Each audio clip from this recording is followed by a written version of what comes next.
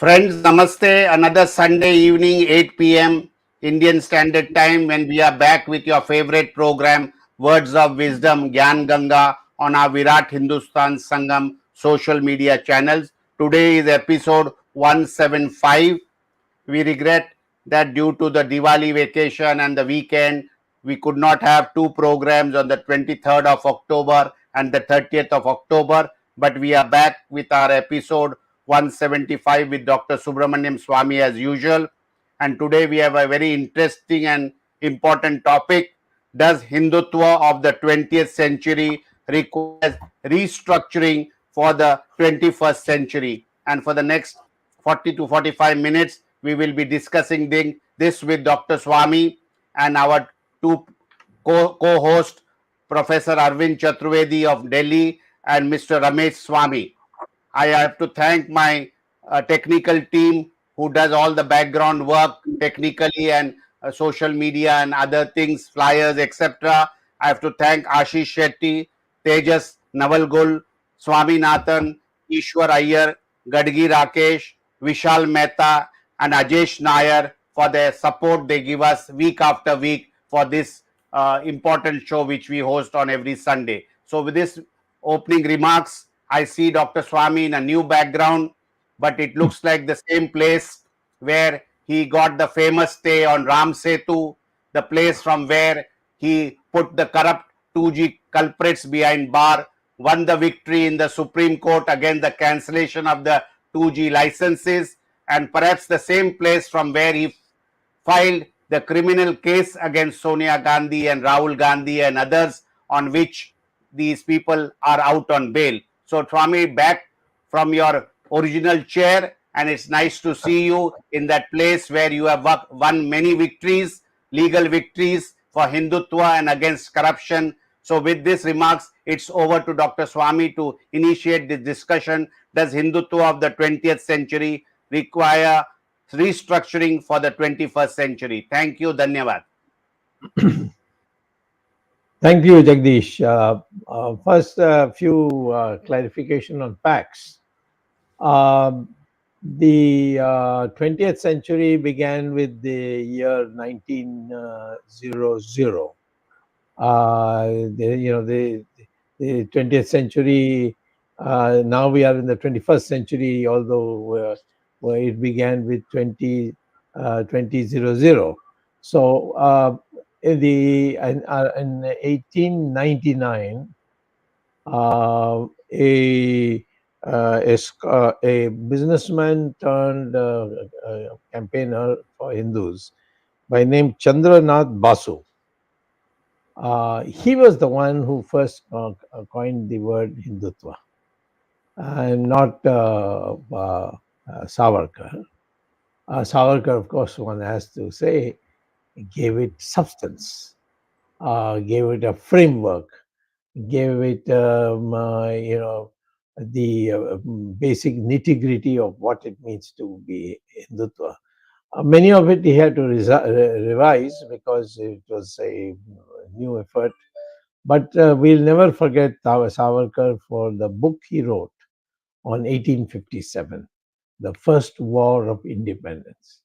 That fired up everybody, and I think his contribution to Hindutva is not as important as the mind making up, mind firing book on the 1857 war, and that was a tremendous work of research, perspective, and so on. Now, why I'm saying this is that both Chandranath Basu and our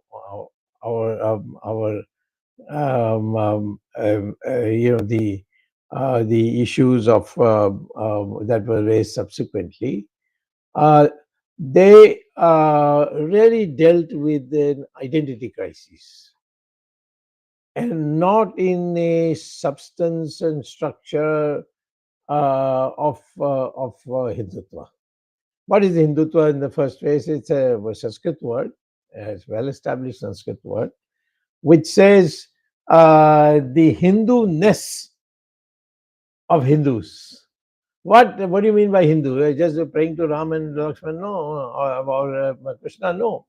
It is actually a case of where uh, uh, you it's a case of where you have the essence of Hinduism reflected in your actions.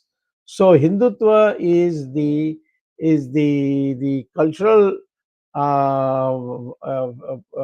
facet that you display. And what is that?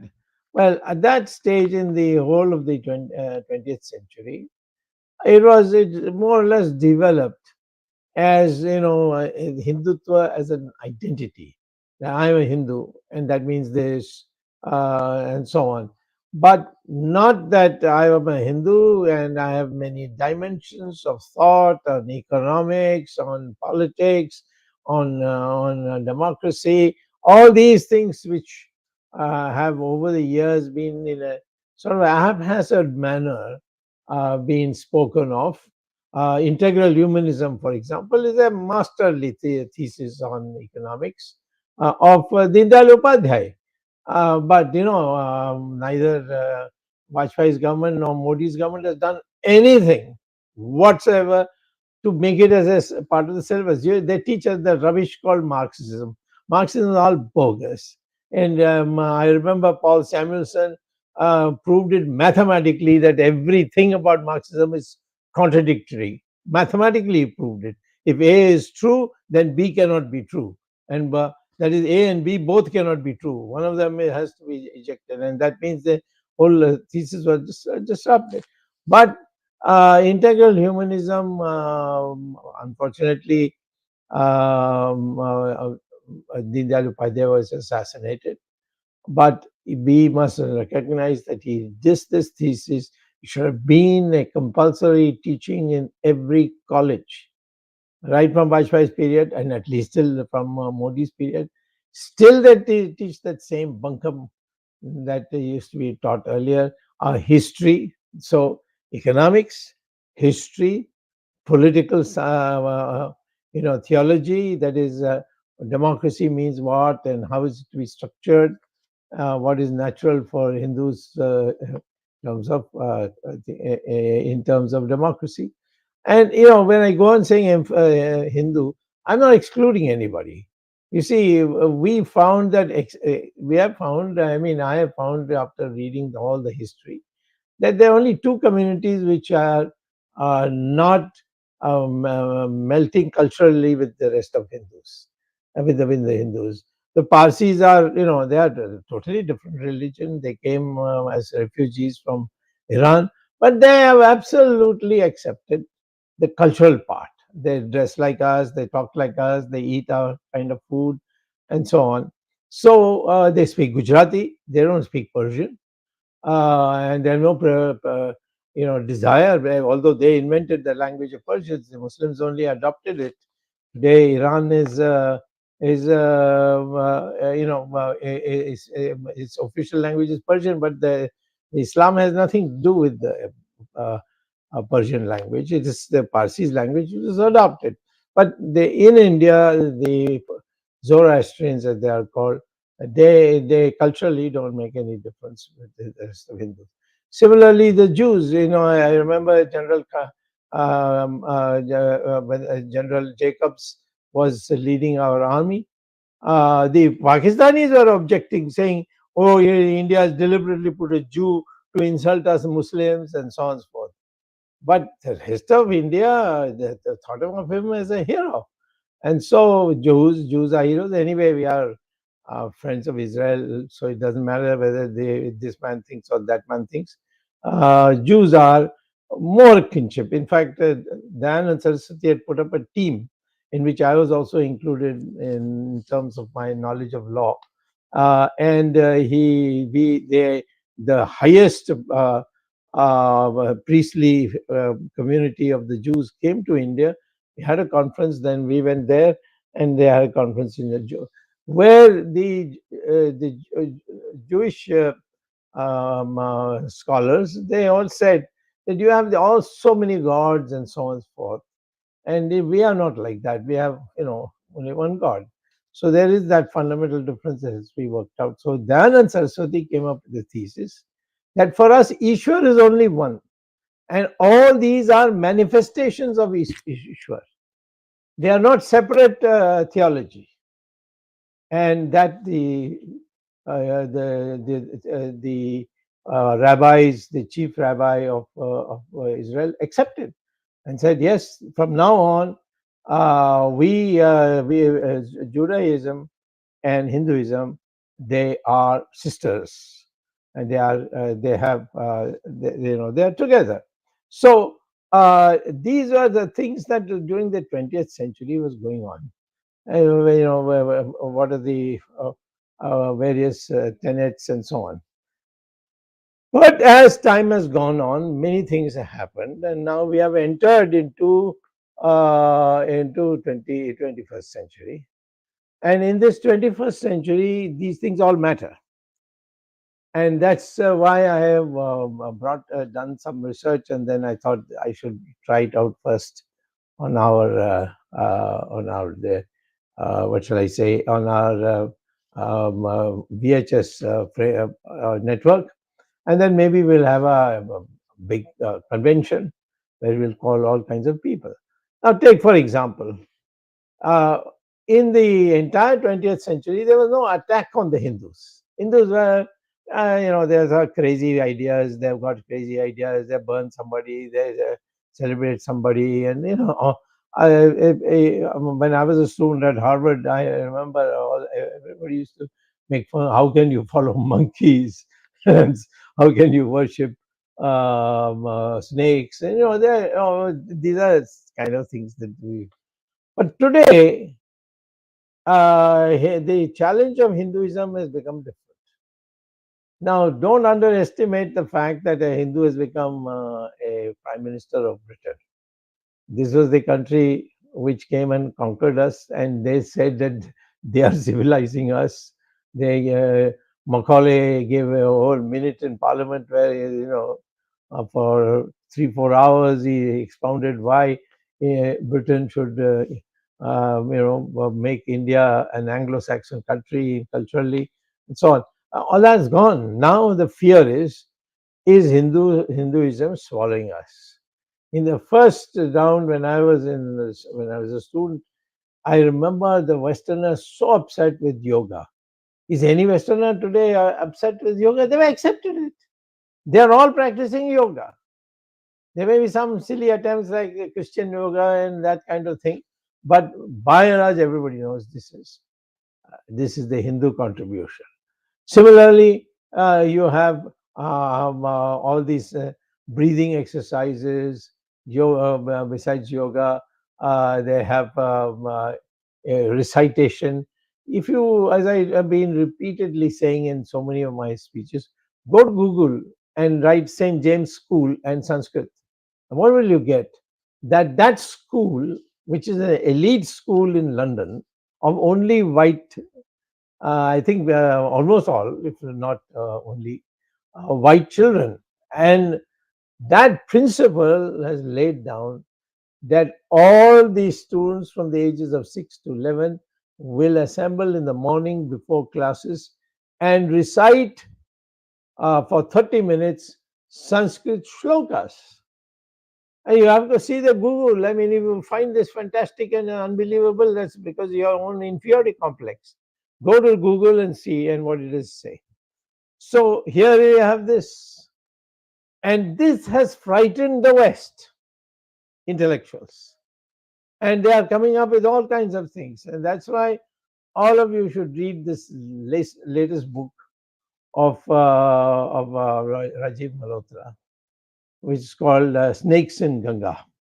I mean, he says that Ganga is pure, but all these snakes have come in, and now Ganga is no more what Ganga is.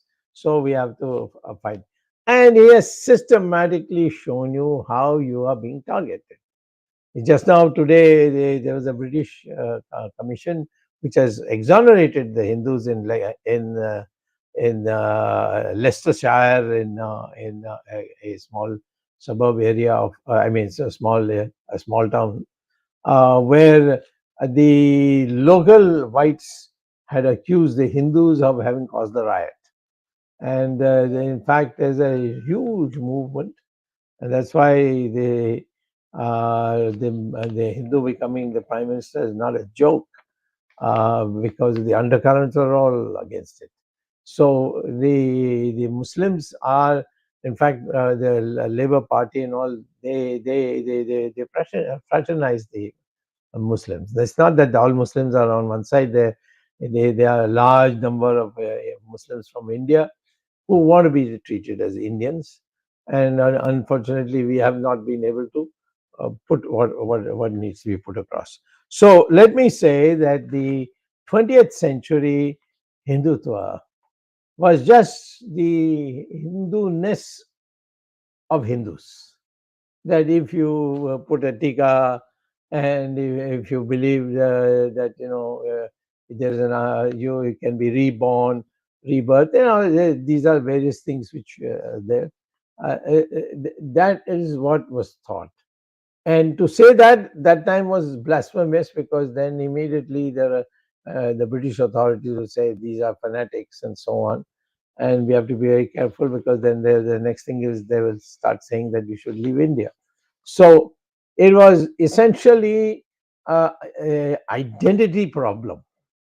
Today we have over the years grown to, because we have prospered, our chaps have gone abroad and they've demonstrated. We have scientists who have got Nobel Prize, like Chandrasekhar, and of course much earlier C.V. Raman, and so many others have since then got it, Khurana and so on.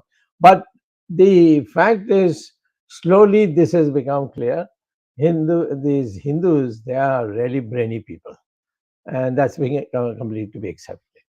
But they also say their beliefs are scientific, and people have forgotten. But I would advise you to go back to Google and find out, type um, the name of Miller, editor of Newsweek, where she wrote a 3-page editorial on Newsweek, which is a common man's magazine, or middle class magazine, which she said, now we are all Hindus. And in 2009, when I saw it, I just began campaigning on my Hindutva ideology. I was shocked. I said, how can a Christian Anglo-Saxon say that we are all Hindus? So she starts saying, wherever I go, people talk about yoga. Wherever I go, people talk about breathing. Wherever I go, they say we cremate our people after they're dead, because it's just a body. The soul is gone.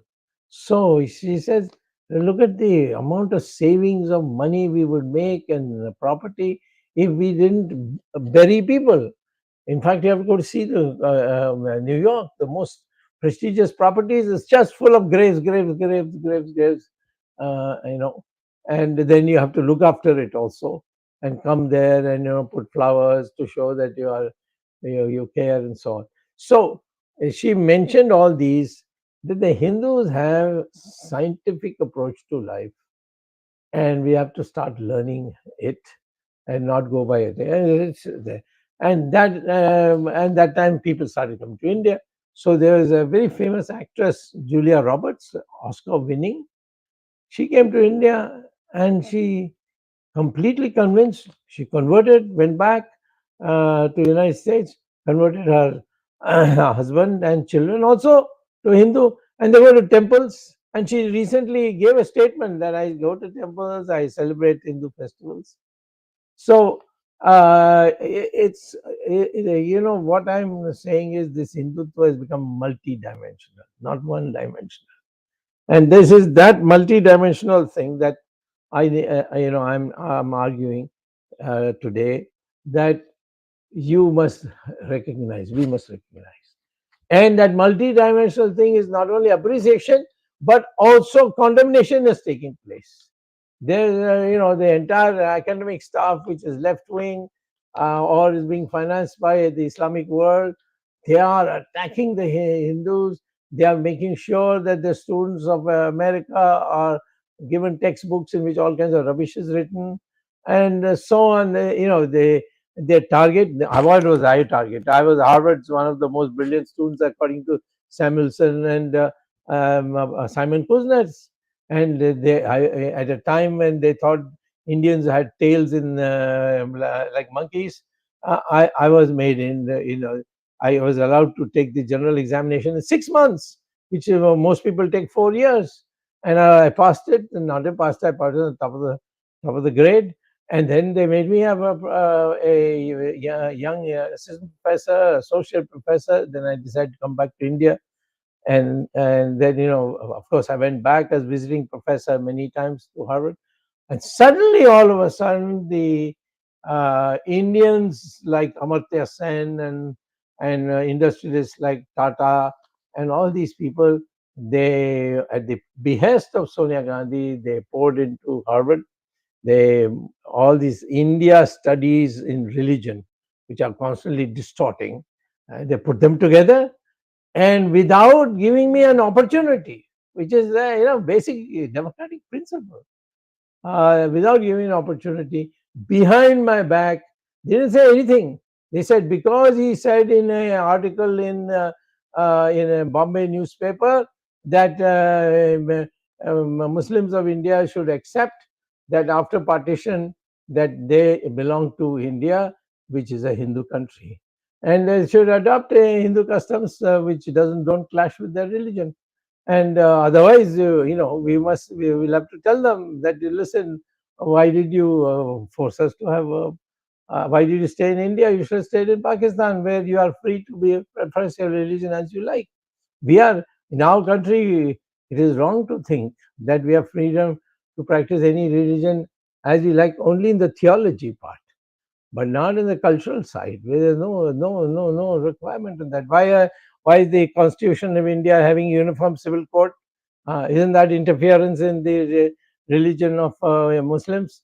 But we say no. You should read the debates, and you should read. In fact, you should read Ambedkar. I mean, what a man he was. He wrote a thesis. He wrote a paper for a seminar in 1916 in Columbia University, where he went to get a PhD in economics. And it was how India is one country, how Indian values are all the same.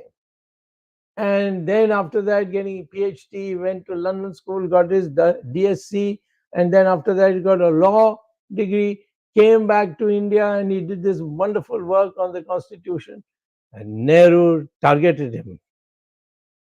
Nehru is something like, I think, Narendra Modi. He can't stand anybody else. So he targeted him, and he saw to it that his booth agents were all removed, and Ambedkar lost his deposit twice in a Lok Sabha election. That broke his heart. And finally, he then said, I don't want to be this Sanatani types. I want to be a Buddhist. Everybody, all the Christian leaders, Muslim leaders came to him saying, no, you come to us, we'll celebrate you. No, he says, my basic values are common to the Hindus, and I will be a Buddhist. Of course, in our constitution, Ambedkar put that a Hindu means, besides the Sanatana Dharmi and etc., it also means Sikhs and Jains and Buddhists. It's there in Article 29. Please go and read it. I tell people they don't believe it. Then bring the constitution. They said, are you sure it wasn't amended later? I said, no. I can take you to the Constituent Assembly debates and show Ambedkar arguing this. So I am saying that we didn't appreciate such people. And they latched on to one sentence of uh, of uh, the great man who propagated propagated the Hindutva, and that was Savarkar. And Savarkar only he corrected himself. later on.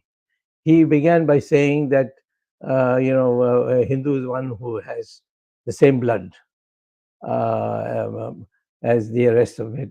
So that of course is not true, because the Muslims who converted some generations ago, they're, according to DNA studies, all Muslims, Christians, Hindus, Sikhs, everybody has the same DNA. Even the DMK people have the same DNA as us. So therefore, I think what needs to come out is that what is it that we are saying? Here I will boast about the fact that when we set up the Virat Hindustan Sangam and the VHS, and then in the convention we said that Hindutva means what your identity is. Hindutva means why you should learn Sanskrit. Hindutva means why you must accept Dindal Upadhyay's integral humanism. Why it's why Ramayana and all should be your guide for political behavior. So all these 5 points that we put there. At that time, it was not part of anybody's Hindutva ideology. If you went and talked to even a RSS person or a BHS person or a BHP person or any of them, they were only talking about Hindu religion, Hindu religion. And it's not their fault. That was what the 20th century was about. But today, after all this intermingling with the people like us, there's much more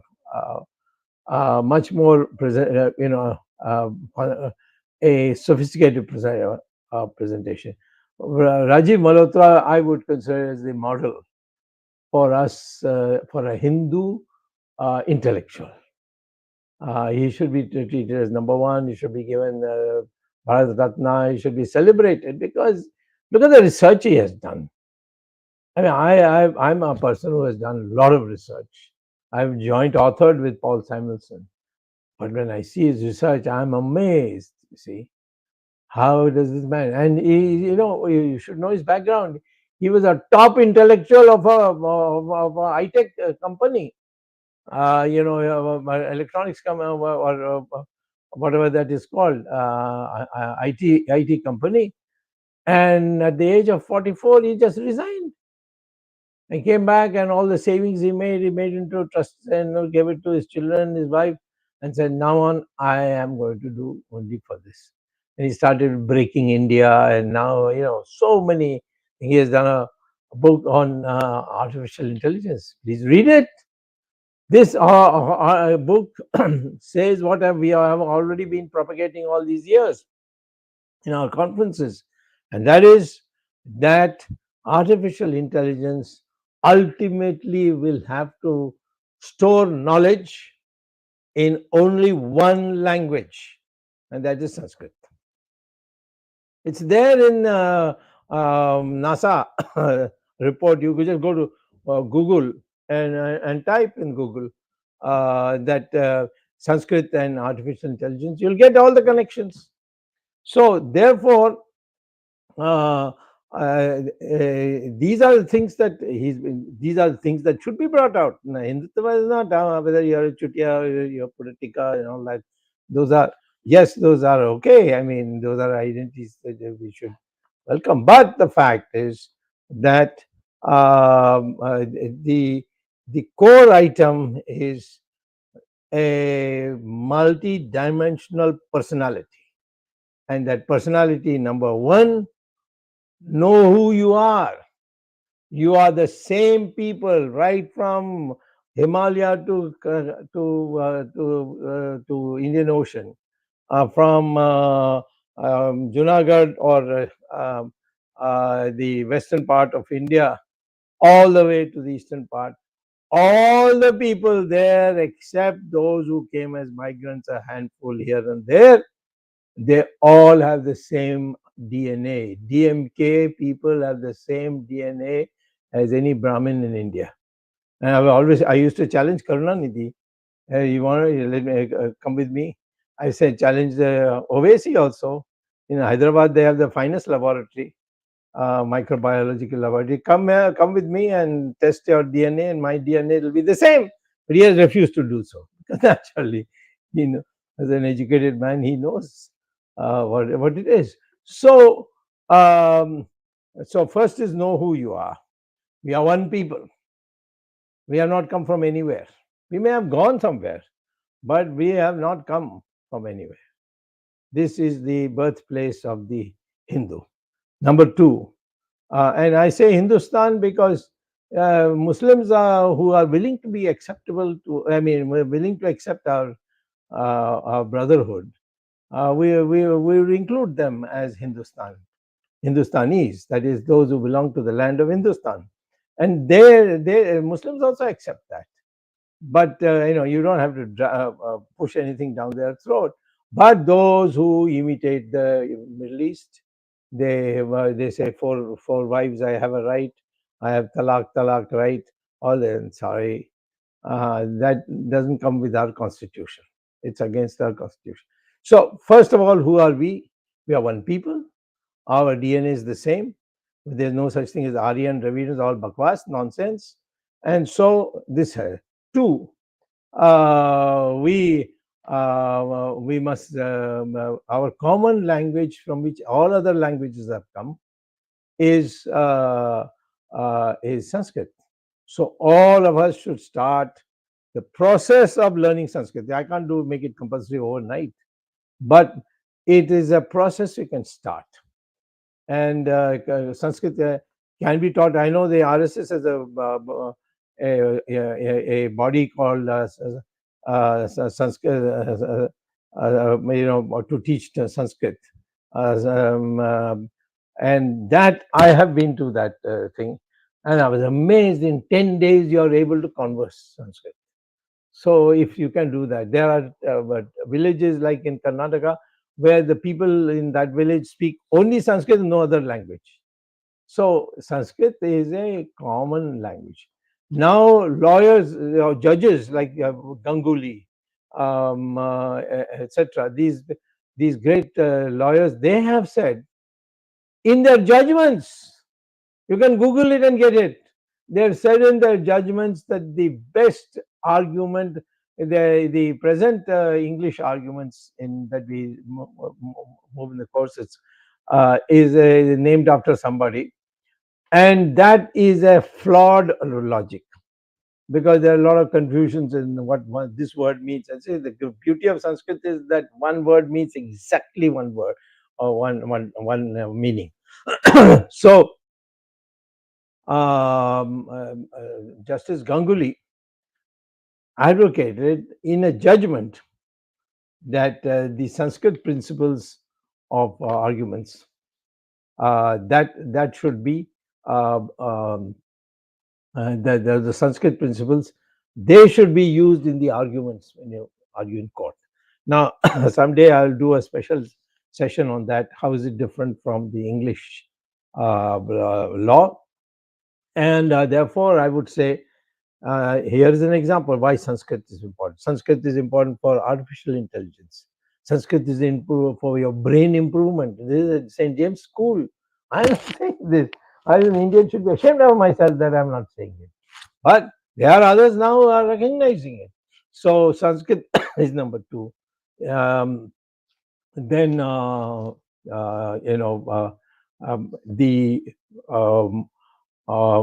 not merger, but the bringing together of materialism and spiritual values. Now, why is a Brahmin poor, but he's in top of the society? Of course, there's no such thing as a born Brahmin, because as Krishna says very clearly, these are gunas. You have those gunas, you become. And that's why Valmiki became. Why Vishwamitra became a Brahmin after being born in a Kshatriya family? Because he practiced the values, the Jnani, Tyagi, Sahasi, three things. No Brahmin should be a coward. And I can tell you many Brahmins who claim to be Brahmins today are big cowards. He has to be a Gyani, he must be well read, and he must be knowledgeable. Must be in a position to teach people. And then you have Gyani, Tyagi, and Sahasi. Tyagi means it's very simple. In fact, the olden days, the Brahmins used to go and beg. So, in that sense, I will try to conclude so that others can participate and we can have more sessions. We may even have a special session for this in our VHS. But uh, one, know your identity. You're one people. Don't make any difference. No scheduled caste, no Brahmin, nothing. They're all the same, and our DNA is the same. So that's one people. Two, you must learn Sanskrit. Sanskrit is your language for knowledge, for education, etc. Law also. Third, you should not aspire to be a rich person. In America, you go, everybody wants to be a rich person. But in India, people give it away. Look at Jayaprakash Narayan, how he used to roam around. I mean, he got a degree from America. I know him. He could have been he could have made a lot of money. He refused deputy prime ministership offered by Jawaharlal Nehru. So, Gandhi also. I mean, people say he did a drama, but the fact is, what he was trying to prove is, if I am to lead the people, I must be like a Brahmin. So, therefore, Gandhi was that. Sardar Patel. Only Jawaharlal Nehru was a fraud, and I know some other frauds today who claim to be great spiritualists, but enjoy all the nasty things about of life. So these things, these are the ways. So the third, the as I say, the spiritualism and economic development. There must be a, a, uh, an adjustment that should take place. So that's why the person who wrote the after Kautilya, Kautilya is of course very difficult to understand, but Deen Dayal Upadhyay is somebody who you can learn from. You read his book, Integral Humanism. He's done a very small. I've written also a book where I've elaborated mathematically Deen Dayal Upadhyay's thesis.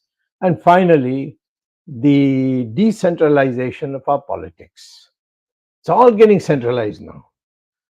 In our ancient times, we used to have people disagreeing, opposing, in open. You just see Mahabharata, you see Ramayana. Do you think that Rama didn't have opposition? He was opposed by Lakshman himself. He said, how can he get monkeys and take them there? So then again, there was a big protest from Hanuman when Ravan's brother, Vibhishana, he defected and came over to Ram. And of course, Ravan had kicked him out. So, I mean, he didn't defect, really, strictly speaking. And what did Rama do?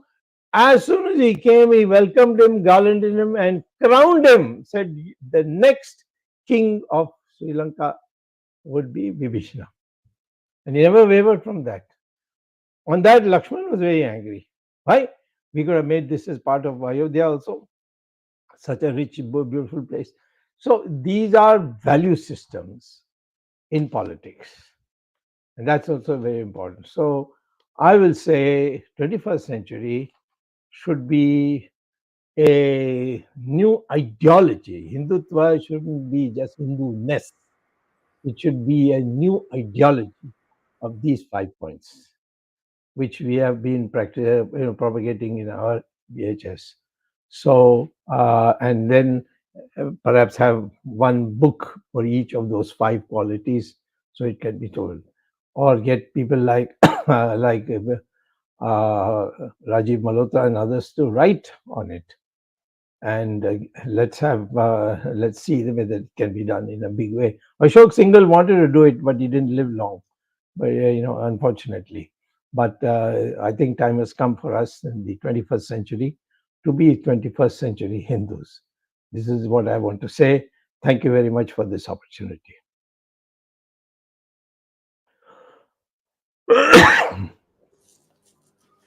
Dr. Swamy, I have a question that politically, political parties being in power, whether it is in kingdoms or in the present democratic system and all that, the government has also an important role to play in all this, whether it is Yeah, restructuring and all that.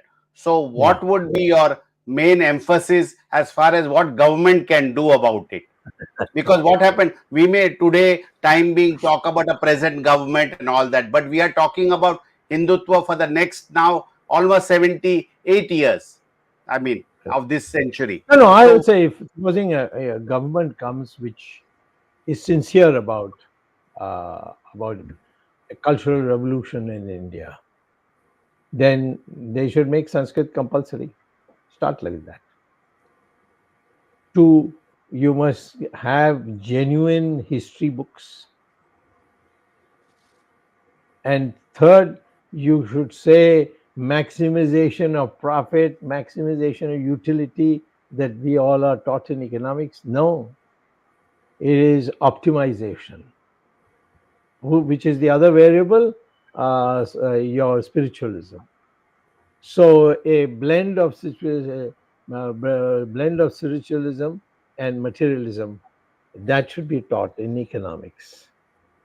And so there are many things that can be done immediately, and people will become. And we have to recognize that in Hindus, women have played a tremendous role, which is all not come in any of history books. Take, for instance, the debate between Mandana Mishra, the greatest spokesman of Buddhism, and Shankaracharya, the greatest spokesman of Advaita.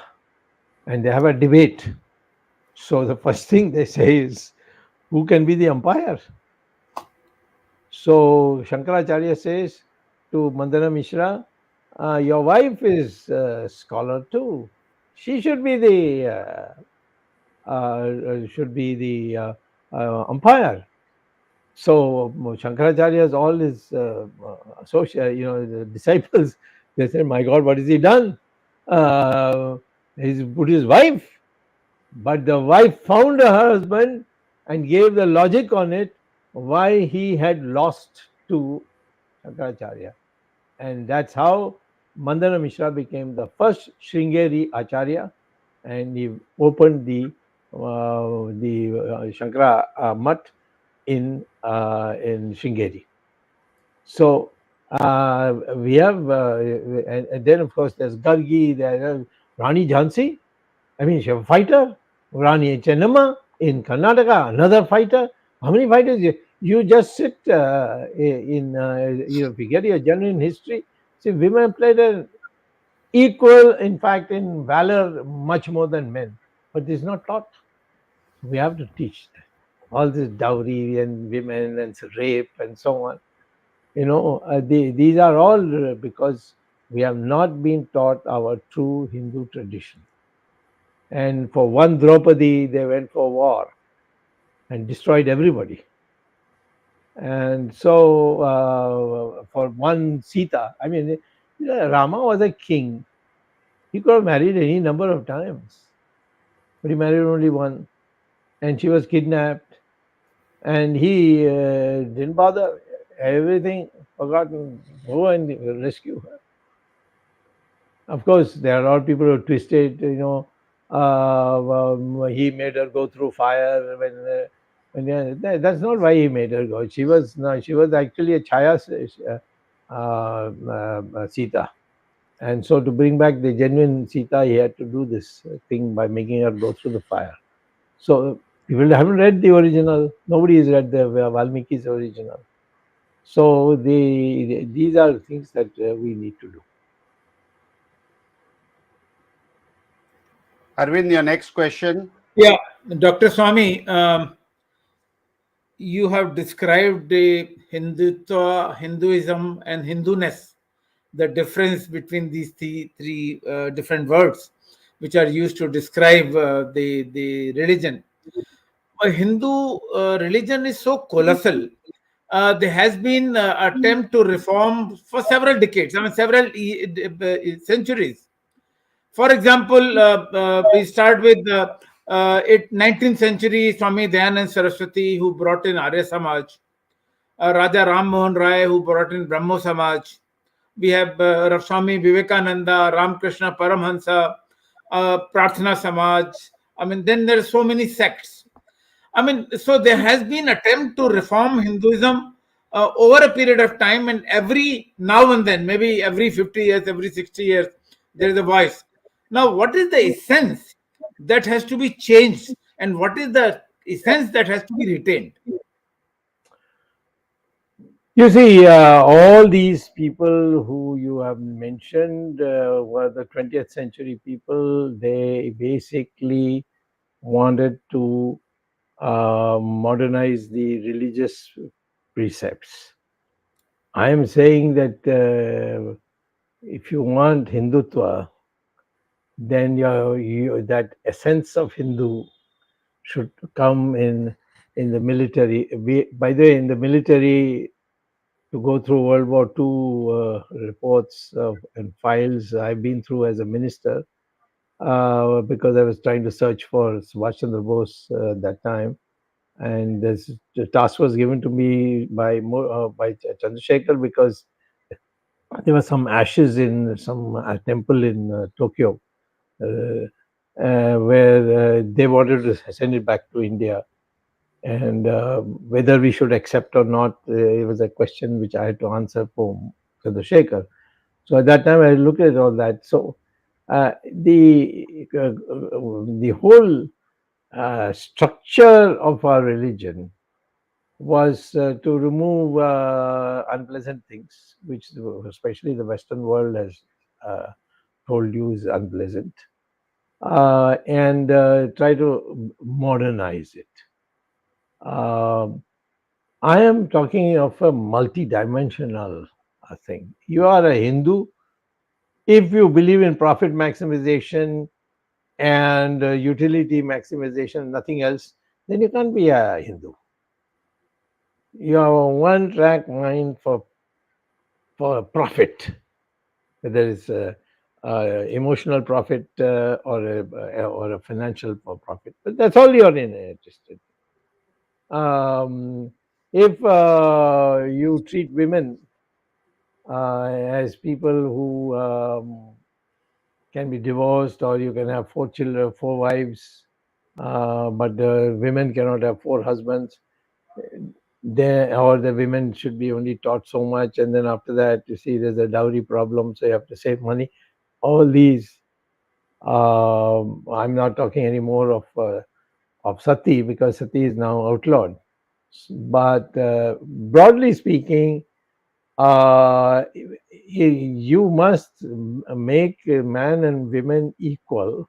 They are not equal in every aspect. The men are stronger physically than women, but then brain-wise, women are certainly equal, if not more. And if you look at the competitive exams, I find number one, number two, three, all are women. So if you look at Durga, if you look at Lakshmi, if you look at Saraswati, these are the most important things of life, and you don't have a male god for it. You have women god for it. These things have to be put into your brain. And therefore, then in schools, there will be no eve teasing, nothing of that kind. So I am talking about a 5-dimensional approach. These people who came with these reforms, they are all one-dimensional. No untouchability, no this, no that, all around the same thing.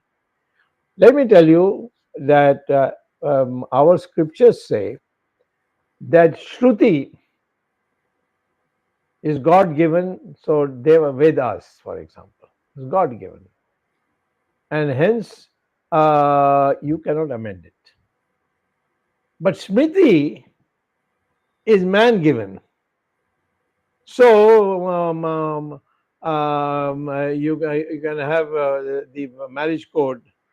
Yajna Valkya had one, Mitakshara had another, Manu had. You can all scrap all that. You can bring in a new a Smriti to say marriages should be this, and there should be no difference between dowry is evil. All that you can put it in a. We have not done it. Nobody has said no Manu Smriti, no Yajna Valkya, no Mitakshara. Now we are going to have a new one. And you call all the sadhus together and tell them to prepare it. And give them a copy of our constitution and say that it should meet the requirements here. So these are much wider, broader things, because in the world, Hindus are now becoming important. There are no more coolies. There are no more slaves. There are no more just picking stones from one place and putting in another. They are IT people. They have brains. They know economics. Now the country which conquered you and looted you has a Hindu as a prime minister. I don't know how long he'll last, but he is a prime minister. I mean, the country which says it's Christian, and the queen is queen, or now the king adheres to that. That has a Hindu has a thing. It's a major revolution is taking place. I don't know about that person's character, the man who's become the prime minister, but I do think that the event is indication that the Hindu revival, which was there, Hindus were the most prosperous countries in the world. Everybody came from all over to India. So all these dimensions now are necessary for us to think about. Dr. Swamy, one viewer from New York City, Mr. Arish Yes. Sahani, has raised this question. He is worried that wherever Hindus are there in other countries of the world or neighboring countries, they have been either prosecuted, killed, or converted. That thing is on the screen. So he says, what is the way forward on this issue? The question on the screen, especially Bangladesh, Afghanistan, Pakistan, and all the neighboring countries. Yeah. Harish Sani in New York is one of the pioneers in the Hindu movement in United States, especially in New York. So he's asked a question. I'm flattered. I think very highly of him, and he has made a huge sacrifice of his commercial career to be able to hold annual functions for Hindus and so on. I mean, he has brought in a lot of rethinking. So he has asked this question. I would only say, if you have a Hindu government, it must behave like a Hindu government. See, I mean, I don't think much of that girl who was part of the BJP. What is it? Going on television and speaking. Nupur something, Nupur or Nupur Sharma. Nupur Sharma. Nupur Sharma. I mean, our ambassador says that she's a fringe element. She's a spokesman of the party. I mean, maybe she's a fringe element. I don't know, but then how she's a spokesman of the party? And so I think we had an opportunity. If the BJP was a genuine Hindu party, everybody would have fallen in line. They have already fallen in line a lot. Look at Ram Setu today. Look at Ram Mandir. The Muslims agreed to vacate. People told me it will never happen. But they said, okay, in the court we lose, then we will accept another place. And of course, theologically also, masjid is not a religious place. It is wrong to compare a masjid with a temple. Our temple, this is a special temple because Ram was born there. There's no other place in the country where Ram was born. You see, I can have a Ram temple in Tamil Nadu, but that's not a Ram Janmabhoomi temple. So that's why we were fighting. And there are only two more left now. One is Krishna Janmabhoomi, and the other is Janvapi Jyotirling Mandir. So, other than that, if the Muslims demolish some masjid, mandir somewhere, we'll build it somewhere nearby. We don't have to demolish that masjid to build because there is no sanctity. The sanctity is only for the image. If the image is intact, you build another temple a little further away. But these three, Ram temple, Krishna temple, and Kashi Vishwanath, they cannot be built anywhere else. They have to be built there. And if you have built a masjid there, too bad for you. And masjid can be shifted, masjid can be broken. All over in Saudi Arabia and Turkey and all that, doing it all the time. But it is not considered a religious place. It's a place for congregation to read namaz and nothing more. So these are the things that have to be put across. It should have been put across in a way that all those who were Qatar Muslims, they had Pakistan. We created 1/3 of India was cut so that these people can have a country of their own. Now you come and say, no, they will continue to have a country, a separate identity in India. No, culturally, I cannot. Dr. Swamy, you just now mentioned about Hindutva people in government. Actually, the observation is that when people get power, they change. Samajwadi people, socialist people, when they go to power, they become Punjivadi, the capitalist. Similarly, the Hindutvadi people, when they get the power, they become secular. And we have observed this not only in last 8 years, but we have also observed in the previous 6 years. So in last 14 years out of the independence, listen, we have seen Hindutvadi forces have been put to vote, put in power, central government, but then they become secular. Listen, would you say that if Sardar Patel had become the prime minister, he would have also become secular? Who knows? What do you mean, who knows? As deputy prime minister, he went to Calcutta and had a press meeting, a public meeting, and the butchering was going on in Dhaka and other places in what was then called East Pakistan. And he said, listen to me, if you don't stop this killing of Hindus, I will come and stop it. Next day it stopped. Even in Somnath temple. Somnath temple? Is that what is they broke it, now they're building it. Oh, Nehru drew up such a thing. The problem is that we followers are weak, not the leaders are weak. We select weak. ये एक adjusting type है, वो बड़ा कट्टरपंथी है. Morarji was, but he never got a chance. And I can tell you that in the freedom was got by Subhash Chandra Bose, but we don't hardly recognize him. Ambedkar, you just read his books. What he said should be done. You should have used that and said, Ambedkar says this. So these are escapism to say all these people are the same. Once they become changed. Kick out Mr. whoever it is who is not following your party line. After all, Mr. Modi got Uttarakhand temples nationalized. He should have been sacked at that time.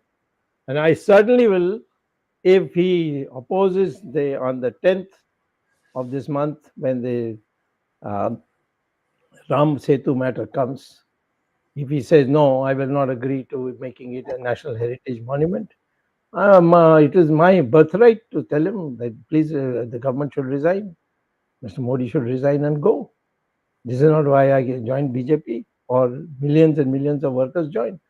You are weak, so therefore you say, no, this is, when rape is inevitable, lie down and enjoy it. This is what the American slang is all about.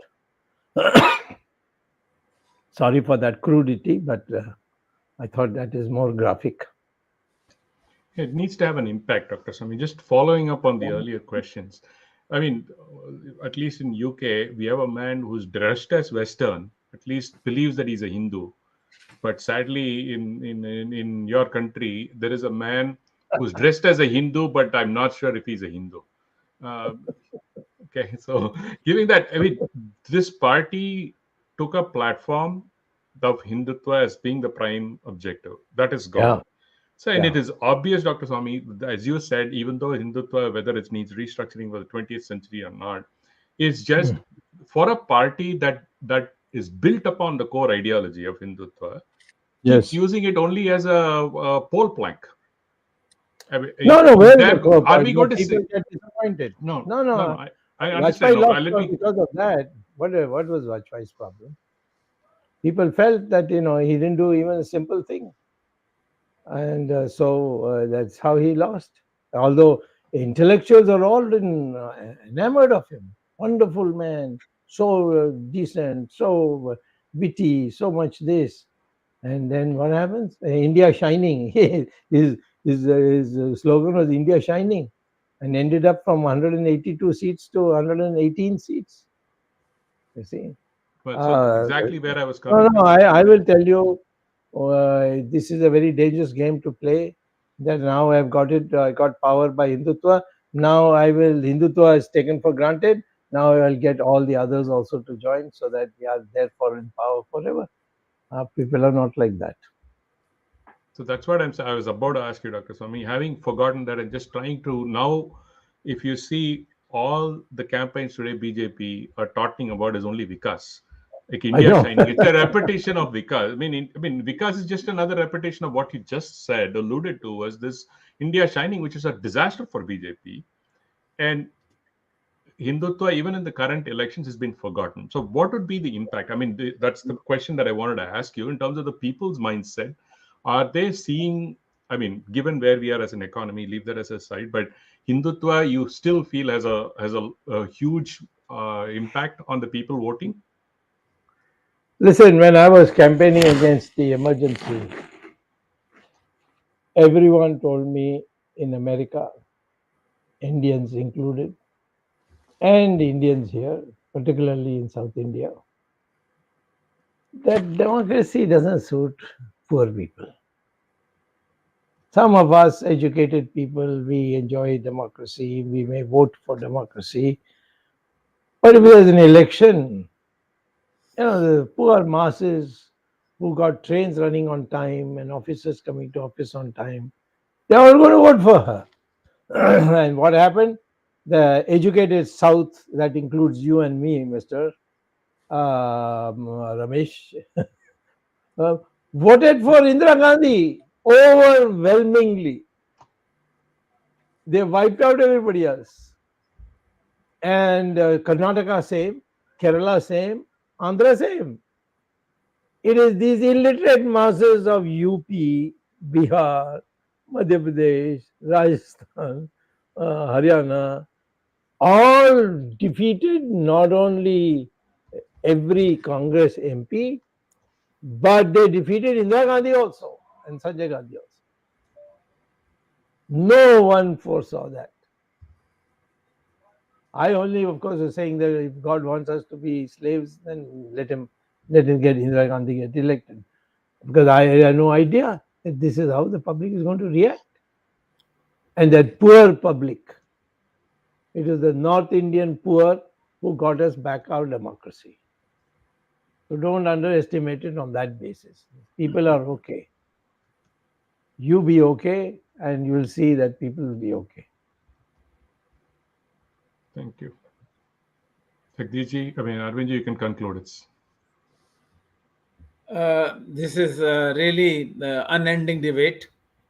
And Dr. Swamy, who masters the Hinduism or the deep knowledge of Hinduism that he has, he can go on and answer all our queries and questions, doubts.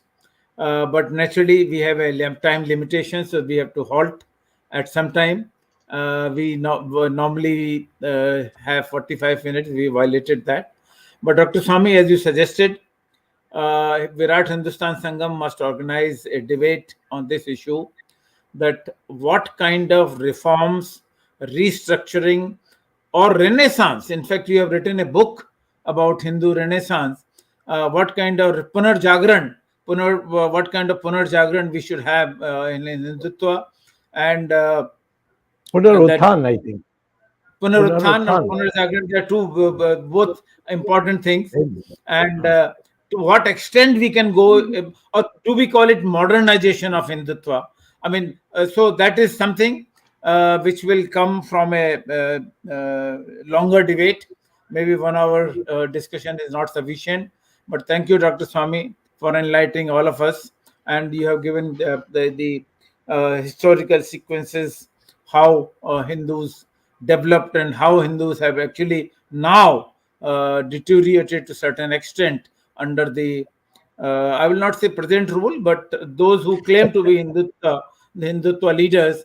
And as Ramesh said, they are fake Hindutva leaders. They are not really original Hindutva supporters. Thank you very much. Thank you, Ramesh. Thank you, Jagdish. Thanks the technical team led by Ashish Shetty, Gadgi Rakesh, Ishwar Iyer, Swaminathan, Tejas, Vishal Mehta, Ajesh, for organizing this Gyan Ganga Words of Wisdom series. 175 episodes we have completed. Next Sunday again with another topic, and Dr. Subramanian Swamy will be meeting. Viewers, thank you very much. See you next Sunday 8 p.m. Till then, Namaskar. Jai Hind. Jai